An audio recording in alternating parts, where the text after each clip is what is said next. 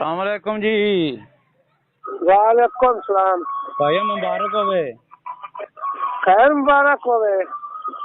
एक बारी फिर मुबारक होवे भैया। एक बार तेन मोर मुबारक होवे। हाँ भाईया ਤੁਹਾਡਾ ਨਾ ਮਹਿਕਮਾ ਹੈਲਥ ਪਾਕਿस्तान ਦੇ ਵਿੱਚੋਂ सर्टिफिकेट जारी हो गया है मुल्तानों।